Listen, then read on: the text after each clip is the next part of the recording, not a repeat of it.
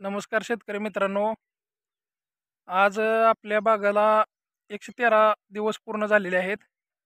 पण आपण पाणी उतरलेल्या स्टेजपासून आपण पाखरासाठी जाळी टाकलेली नाही. जर आपण पाखरासाठी जर जाळी टाकली असती तर त्यामध्ये द्राक्षे खाण्यासाठी आलेले पाखरं अडकून बसण्याची शक्यता होती. त्यामध्ये त्यांच्या जीवालाही धोका होऊ शकला असता.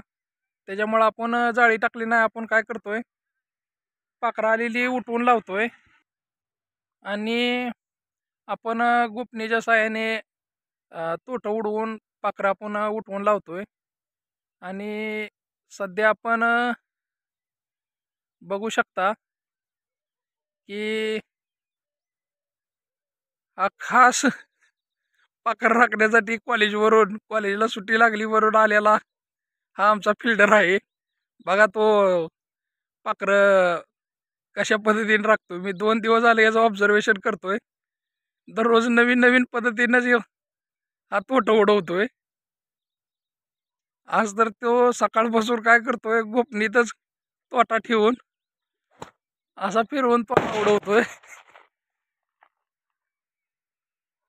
आणि असा वर जाऊन आवाज झाल्यामुळं पाखरं पण लांब पळून जातात. 12वीचा पेपर चालू असल्यामुळं हा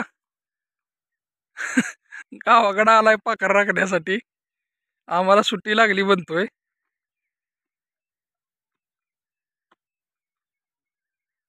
ए उद्या इकडे बघ. आणि याची दुसरी पद्धत आहे अजून तोटं उडवायची.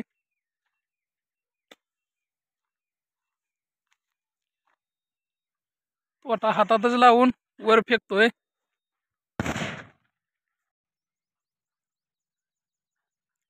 पाखरं उठवण्यासाठी ही नवीन एक पद्धतीनं आवाज काढून तो पाखरं पळवण्यासाठी हे करतोय.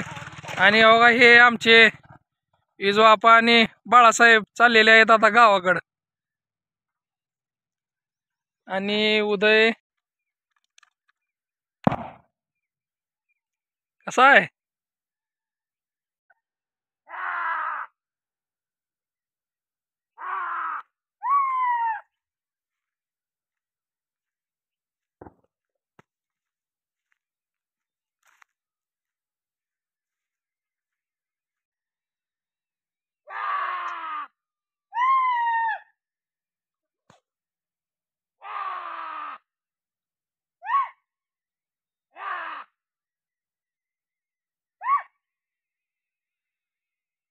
पाखरं राखताना दगड मारताना माणसं बिनसं बघायचा रस्ता आहे कडेला,